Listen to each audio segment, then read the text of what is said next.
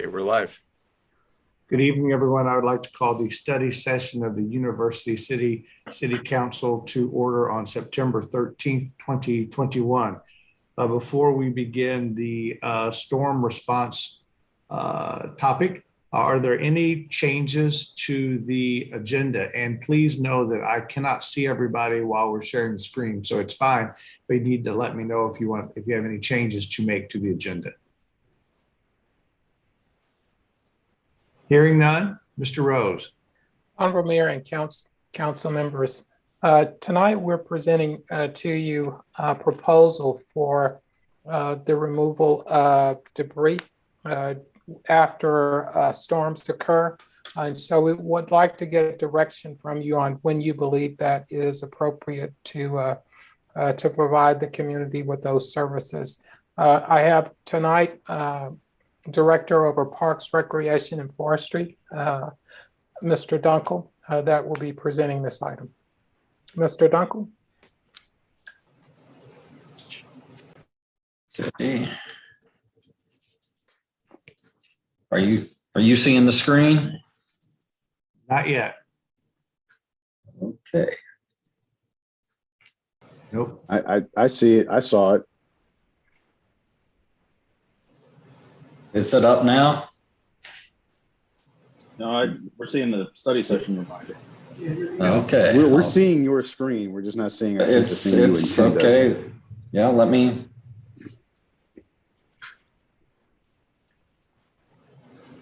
There we go. Okay.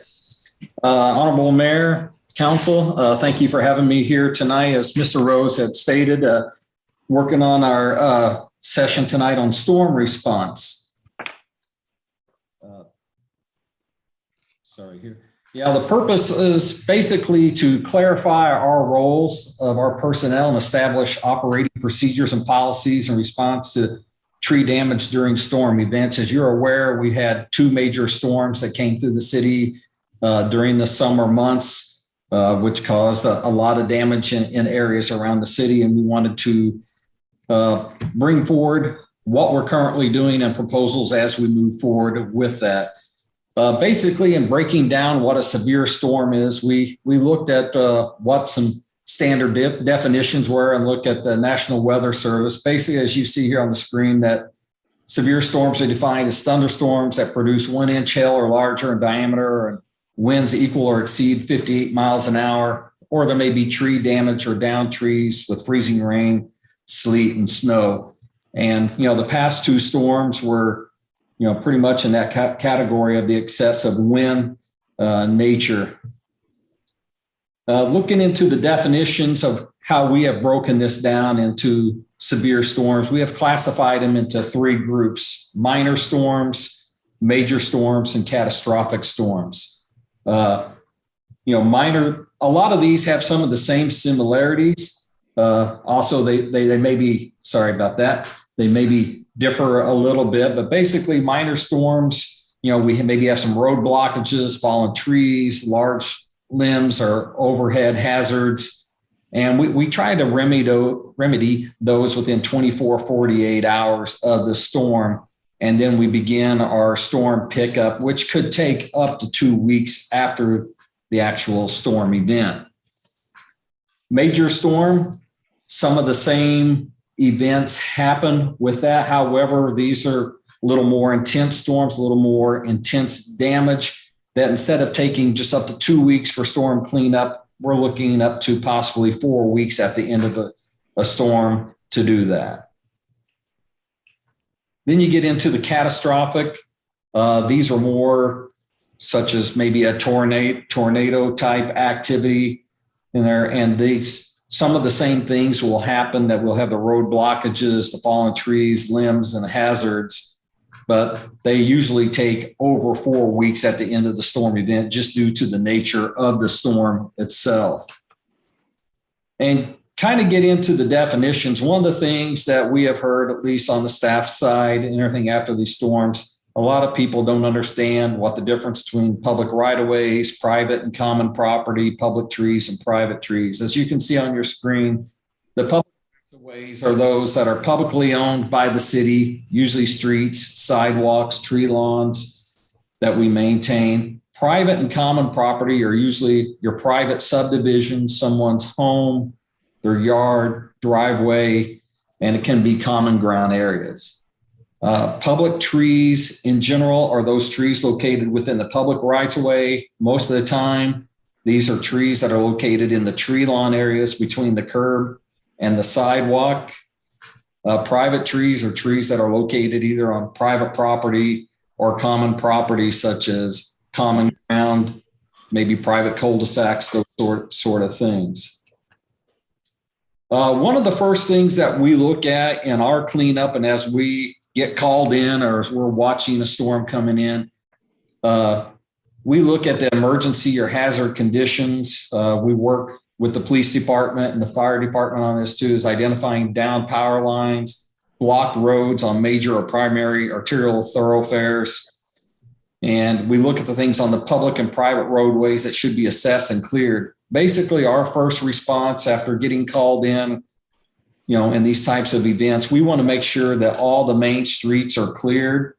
And when I say by that, that means that all trees that are large limbs that have fallen on a public street, that we push them to the side of the road so that emergency vehicles will have access in and out of those roadways. And we also look, since we have several roads in town that are either St. Louis County or MoDOT, we also contact them to make them aware of those hazards in their rights of ways as well. Then we look, after we go through arterial roadways, our main thoroughfares, we look at the non-arterial roadways. We look for the same conditions, down power lines, blocked roads, those sort of things as well. And we go through those roads, push things to the side so that emergency vehicles can pass. And again, we contact the county, and usually those are counties because the MoDOT's roads are much larger than this area here. Then we go through with our forestry supervisor, who goes around and tries to identify all the potential hazards that may exist. These are usually hanging large limbs that may be over the street or a sidewalk. And if we have down power lines, those sort of things. So he can direct his crews of where to go, where the hazards are on the forestry side, so they can cut down those limbs, those sort of things, and contact Ameren if there are down power lines, because we do not mess with trees that are down that are involved power lines. After we do that, we start our cleanup process. This usually means that we go back through these arterial and non-arterial streets and make sure not only are the streets cleared, we go through, and if there are blocking, driveways or entrances to buildings, those sort of things, we try to clear those areas. And we pick up the debris that has fallen from the public trees that are placed in the public right-of-ways. Trees on private property are the responsibility of the private property owner, or in some cases, the common property owner if it's common ground area. If it's a down tree, public or private, on private or common property, such as homes, driveways, yards, that will be the responsibility of the private or property owner. They may elect to contact their homeowner's insurance for a claim. And because the city will not go on private property and remove a tree from a home, off a car, off a driveway, and if they desire, they can file a claim with the city manager's office and with our insurance company. And we recommend that a police report be done for insurance purposes as well. However, if it's a street tree or whatever that falls the opposite direction and falls into the public rights of way, we will remove that tree so that there will be passage by emergency vehicles, those sort of things that will clear the tree in that case. Again, any tree, limb, or portion of a private tree, that's the responsibility of the private owner. And that may not be placed on the street or public right-of-way for pickup. However, through our normal refuge collection, that they can bundle trees that no greater than 3 inches diameter, no longer than 4 feet long, and they can set that out with their regular service for pickup. If it's a major or catastrophic storm, the city manager may elect to provide additional services to private subdivisions and common property. And in cases like we've had in a couple of our past major storms that we've had come through here, that has been the case, that city staff has gone through some of the private subdivisions and collected and hauled off debris in those areas, but that's not with every single storm. That would be up to the city manager on the major catastrophic storms. And this information, if we do provide these services, will be posted on the city's website and other social media outlets to inform the residents of what we're doing. At this time, I'll entertain any questions or concerns anyone has.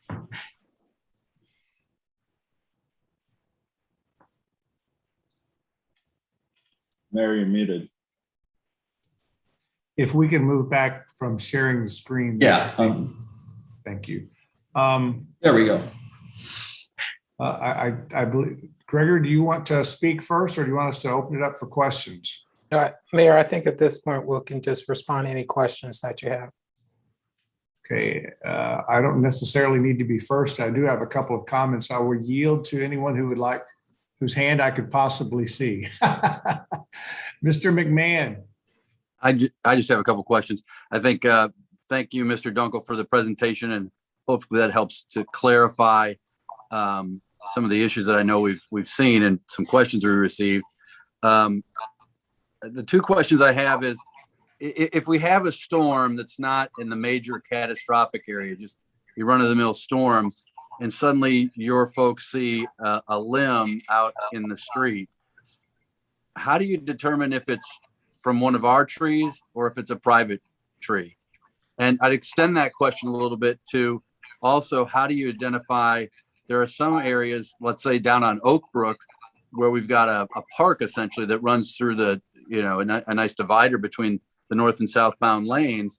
And I've heard people just dump their debris from their homes, their branches in there, and that now becomes a city problem. How do we deal with that? Some of those are difficult because we can't be everywhere all the time to see what private residents are doing and what they're bringing out. But in general, in a normal minor storm, if there is a tree that we identify that's out or a large limb, we usually pick it up in those areas. But there are cases that we can tell and we see that people are cutting down trees in their backyard, or they've hired a private contractor and they're piling up out there. We do not pick that up. But some of it, like I said, we can't be everywhere. And like with Oak Brook, that is public property. And if the debris comes from public trees, yes, we do clean up those areas. But unless we identify or catch someone going and dumping, debris there, it's kind of hard to stop that practice. And then that kind of gets to my other question.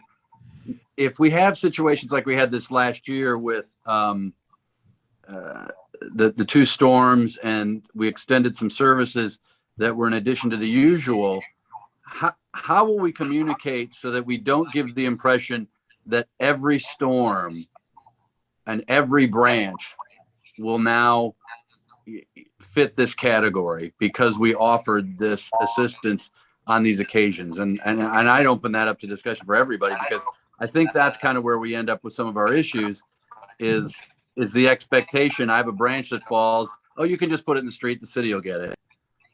How do we make sure we can get that communication out there so the folks don't put them out when it's not a catastrophic or major storm? Honorable Mayor, Councilmember McMahon, I think after we received direction from the council, the intention is to work on the communications end of it, to say this is what our policy is at this point. If you recall, there was no real policy that was in place. It was something that simply administratively I authorized because I thought that a need exists. We have some time now to communicate what the policy is, and Darren will be able to work with Ms. Macaluso in getting that information out, as well as when we intend to provide those services, we certainly will be placing that on social media as well as within the community report. So we'll try to do a very good job in communicating when we are intending to provide the service. Thank you. Mr. Cusick. Thank you, Mayor Crowe. Mr. Rose, this is probably a question for you. It's a twofold question, probably. I don't recall that in the budget we have allocated any type of emergency funds set aside for any type of storm mitigation purposes as it has happened recently. Is that correct? Honorable Mayor, Councilmember Cusick, that is correct. We did not at the time identify, we had no idea that a storm was going to occur. And so there was no funding that was set aside for it. And then, so that leads to my other question, and I know this was a difficult question to ask because of the personnel involved, but do you have any idea, maybe a really rough ballpark figure of what it costs us to be able to provide this service? Honorable Mayor, Councilmember Cusick, I believe that Mr. Dunkel has developed some figures on that. Darren, do you recall what the cost is? I don't have right now at my fingertips the total cost of manpower for us to do that, but we can get that information. But from picking up the debris itself, and having that, tub ground, that's on the council agenda tonight, and that's around, $19,000 just to have the debris ground up. And was that for both incidents, the $19,000? No, that's just from the first incident. And do it pile for the second one that we haven't gone out to bid to get the price for yet. We're working on. So that leads to my next question. Do we do all of this tree and storm damage removal in-house, or how much of it do we contract out? All the removal was done in-house between forestry, parks, and street department. The only thing that we're looking to contract out is the tub grinding of the materials to produce it down to mulch so that we can use for our residents, as well as that we use it for the dog park and other areas of our parks. Thank you. Before I yield to Mr. Hales, someone has some background noise, so you may want to mute if you're not in dialogue.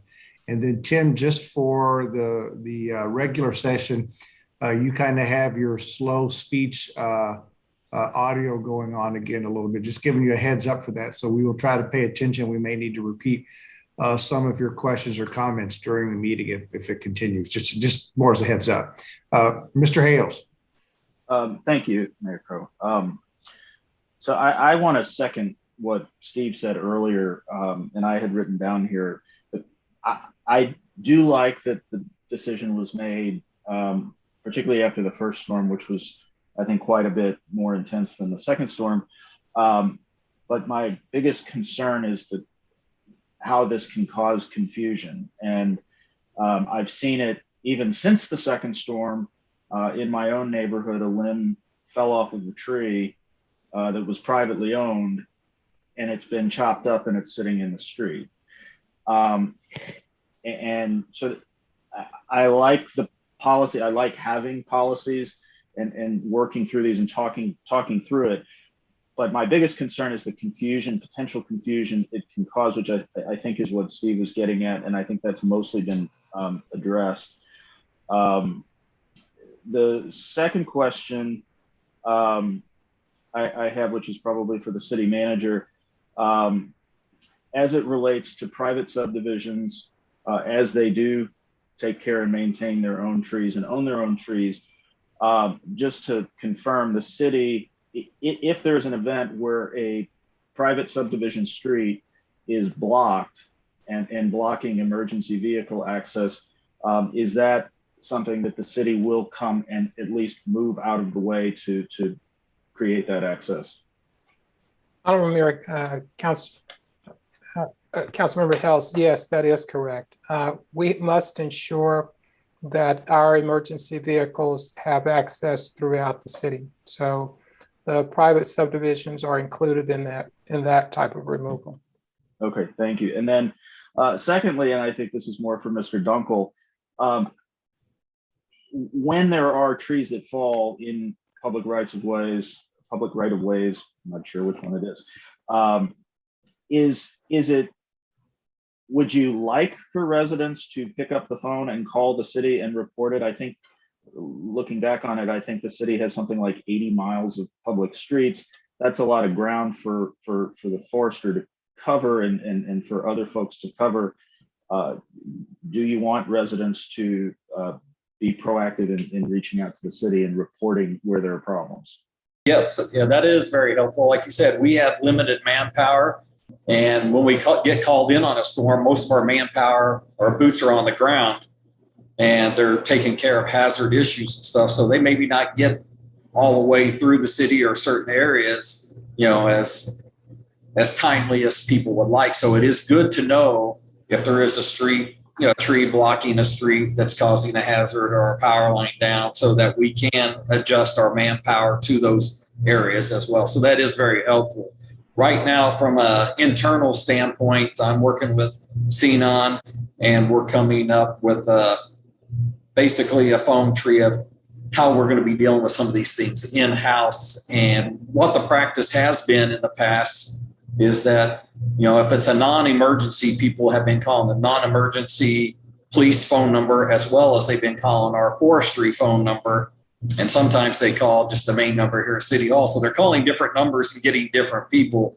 As we move forward with this process on a communication standpoint, we would like to get it streamlined so that they're all calling one number, so that we can have one person that's handling the information and disseminating that to who needs that. So yes, we do encourage residents to call in. And as we move forward with this, we will have that information out there, what the proper number and who to call.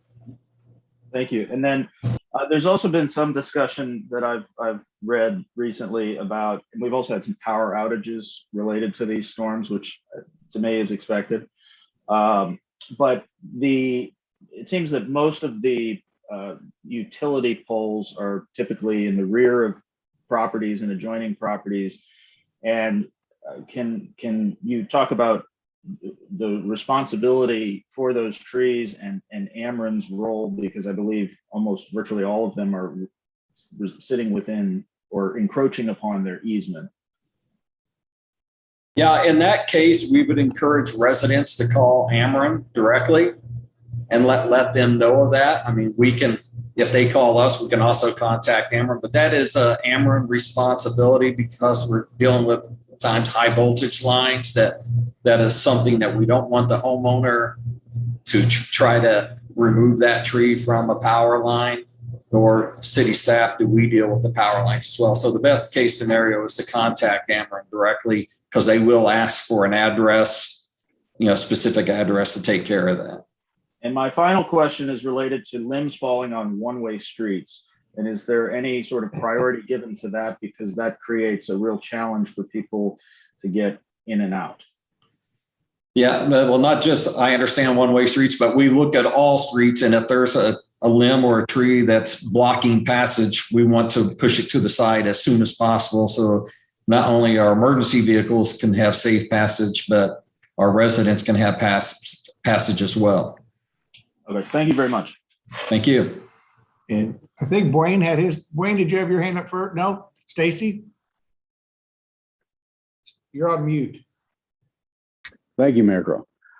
Had a couple of questions. I did want to comment first. I did want to underscore the need for clear communication, echoing my council member colleagues' previous comments. I think the distinction between the gradations of storms and all those things are going to be challenging for the layperson. So as clear as we can be, I think will make things easier for all of us. Let me ask a specific question about trees in the tree lawn. It's my understanding trees in the tree lawn are generally barring some extraordinary circumstance, city trees. Is that correct? Let me test that hypothesis first. That is correct. Okay. So if this is my tree, if it falls this way onto a house or car or something privately owned, the city will not remove the tree in this circumstance. Is that correct? That is correct. So if the tree fell this way into the street, the city would come and remove the tree. That is correct.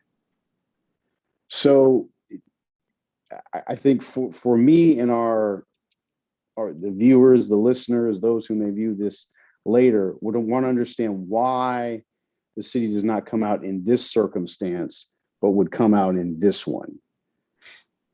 I don't remember, Councilmember Clay, it's an issue of liability.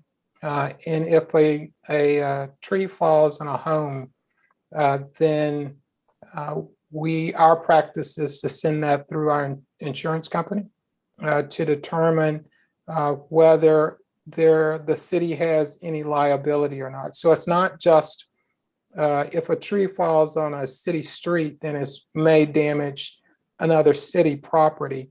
But if it falls in a home, then it's damaging private property. And so that's why there's that distinction there. Our removal of that tree potentially could cause additional damage as well to the private residence or to the private property. So we encourage the resident to go through their own insurance company and to make their arrangements to have their tree removed.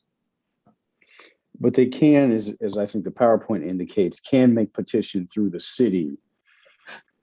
That is correct. If they believe that's appropriate.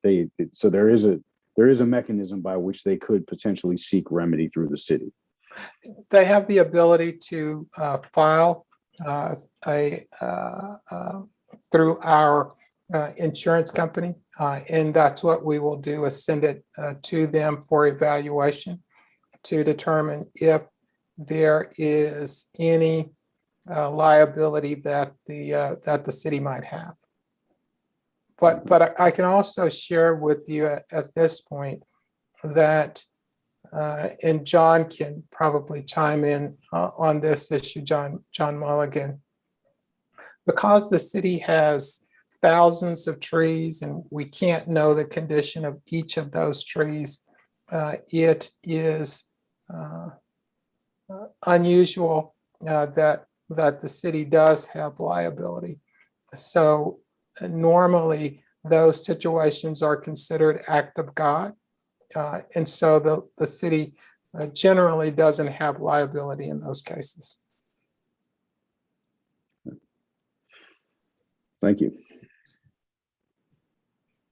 Councilmember Smotherson. Thank you, Mayor Crow. Just very quickly, and I do appreciate Councilmember Clay's comment and questions, is because I've never experienced in these past couple of storms literally intact trees falling over, still touching the property of the street line and falling on houses. So I'm hoping that with the communication that we're going to be sending out, that we really explain that to residents, because that became, and I know the city manager knows that, because it became a real question. Even though I knew the answer to the question, I still had to address that to, the property, to the city manager. And, but that became a real question in the last couple of storms. The question that I do have, and I wanted to say this real quick, if the city manager, if you could, Mr. Rose, verify what was the breakdown after the second storm, because it just seemed to be a big delay in reference to picking up branches and leaves. And I think what it seemed to me that happened is that we didn't realize that that second storm created almost as much debris, if you understand what I'm saying. Maybe it wasn't as strong as that first storm, but it created almost as much debris. And there was a real distance in time when that was addressed and picked up. on the streets over here. If you could explain that, please. Sure. Honorable Mayor Pro Tem Smotherson, there was miscommunication for the second storm. There was certainly the initial belief that the second storm wasn't nearly as severe as what the first storm was. So there was questions about whether we should actually be providing that service again. But once it was determined, and understand that took all of, I think, less than 24 hours. So once it was decided that we would indeed provide those services, we started moving very quickly. And keep in mind that we did not have a slow response to the removal of the tree limbs out of the streets.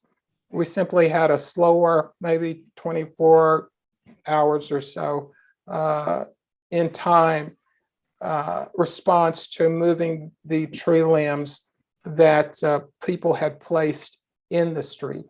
And so, yeah, I think that, this policy will certainly help us in that end. Now it is clear as to when we intend to provide those services to the community. Okay, thank you. And I just have one more question, and I just kind of want to end this. It's a little silly question. When you have trees that are uprooted completely intact, and this is probably silly, but it's Darren Dunkel's question. Why can't that be replaced to put 2 large pigs in and hammer it down and right back in place? And I know that's a silly question, but I'm really asking that seriously, in that it just seems, why, once that's uprooted, is that the end of the tree? Is that correct? That is correct, because it's once you disturbed all the roots, because you maybe see certain roots, but there's other roots that are damaged. And once those roots get damaged, it's the strength of that tree has been deteriorated, and it's, regardless of what you do, if that large of a tree, it's not going to stay in place, and it's going to end up dying over time. Thank you. If I could just ask a couple of things for Gregory and for Darren, it would be my thought that whatever methods you are using, whether it be a video interview, whether it be roars, whether it be a synopsis of this information on the website, probably all of the above, I hope that you will make it, almost send it directly to the trustees of a lot of the neighborhoods, because I think part of this needs to be us getting the information out to people who are getting those calls, because I think, as most of us know, usually by the time the citizen contacts one of us, they've already contacted somebody else, and they've usually got some level of misinformation out there. I am very grateful that we were able to provide this service for both these last 2 storms. Clearly, that's I think that we've been in a position to be able to do that financially, and I think the citizens recognize that. I do believe that we have created that expectation. So I think those of you who are going to be here way after I am gone, it's kind of when we've got to remember that we created this, because I'm not sure that for the rest of it, I'm not sure how many other times the city has done this that often to help citizens out in this way. So it is incumbent upon us to set the parameters and the expectations, and to get this thing out as fast, not as fast, as efficiently as we can to everyone, so that they know the rules of the road. Sir, I don't see any other questions coming from any of my colleagues. I do hope that Gregory, you will pass along, and Darren too, to all the members of all the crews who helped all of our citizens during those past 2 storms. I mean, really, it was that was a lot of work for a lot of people, and we appreciate it. So you are muted. You are muted. And I was just saying thank you, and I'm sure that Darren will pass that along to the crews that were out there working very hard. If we are done with the study session agenda, do you want to move rather quickly into at least part of the executive session, or people rather take a break?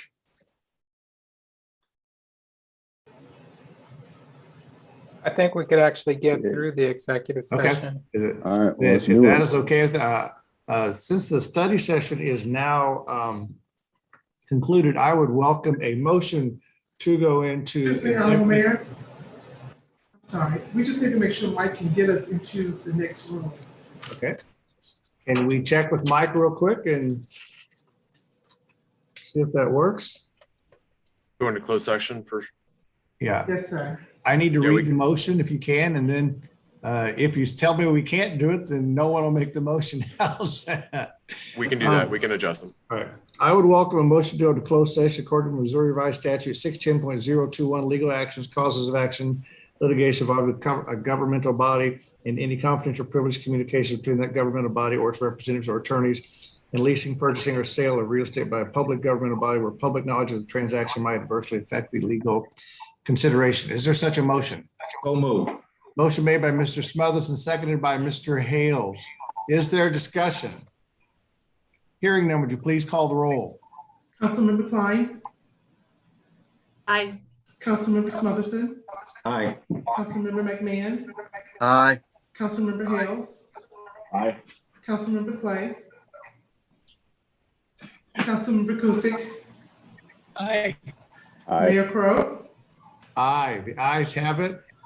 We are going to leave this meeting and then we will skip down and go to the executive Zoom invitation. Am I correct, Mike? Sir. And to the members of the public, thank you very much for joining us.